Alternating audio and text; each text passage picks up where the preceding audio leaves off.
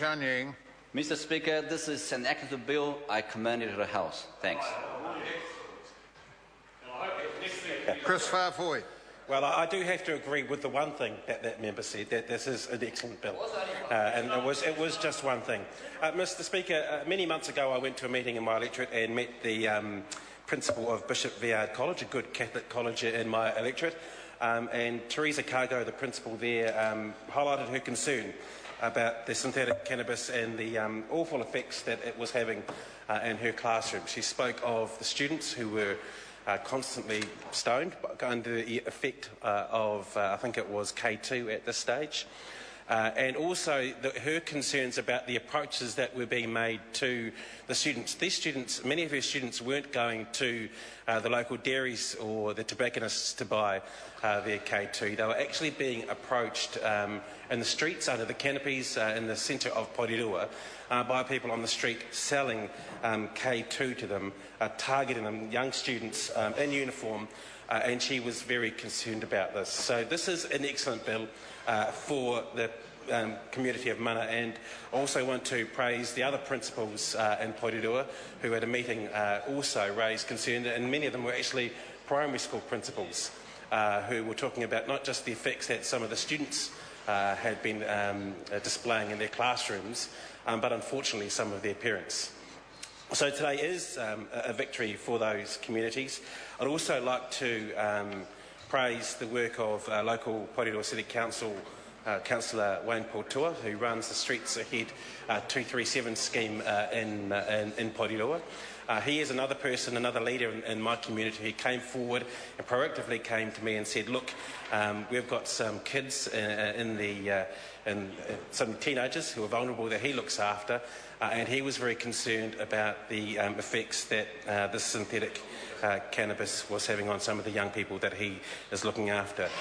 Teresa Cargo, Wayne Portua, Paul Basham, certainly the local area commander for the Kapiti Mana region, all three leaders of the Porirua community who came together and certainly wanted this House to do something swiftly about synthetic cannabis, and that's why today is a victory for many communities around the country. Can I also pay tribute to some of the we'll call responsible retailers in the Porirua area who responded to a letter that I sent out asking them not to sell the synthetic cannabis anymore. They were perfectly within their legal rights to do so, but because of the concern that was obviously there in the committee that I've mentioned before, they took the proactive step against and took the product off their shelf. To those dairy owners who didn't and willingly didn't, I think they should have a good look at themselves.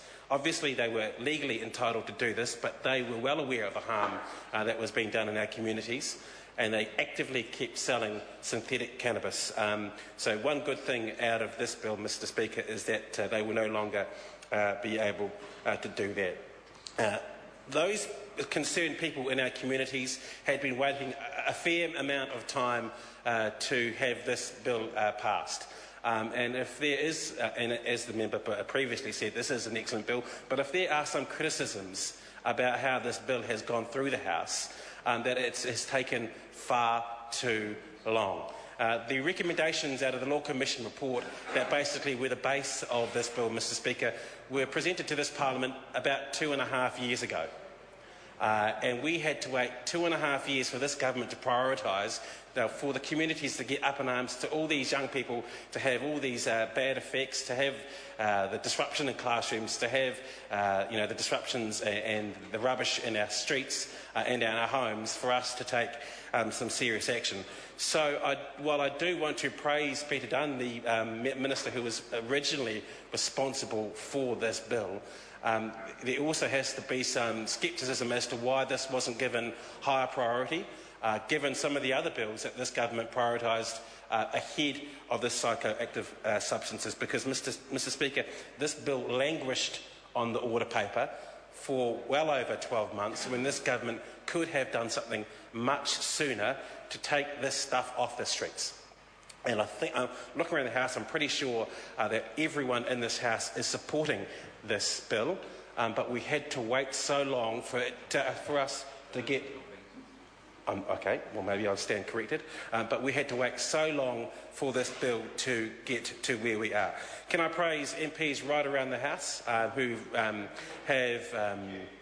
have taken that's all right, who have taken action and constructive action. I think Mr Paul Hutchison, the Chair of the Health Select Committee, and congratulations and well done to the Health Select Committee as well, who have taken proactive action within their own communities, like I did, to make sure that before this legislation was passed, we did as much to reduce the harm, especially to our youngsters in our communities, because I think that showed leadership not just in this House, but also that we were listening to our communities to make sure they were much safer. Can I also heap praise, as I have already locally with my local police force, but to police right around the country. I know, certainly listening to public debate, that they have been working hard, and I guess there may have been a bit of a sense of frustration on their behalf, Mr Speaker, that this law had not been passed sooner, but they were dealing with a rough end of the stick here because this House hadn't done something sooner. They were dealing with the crime that was being caused.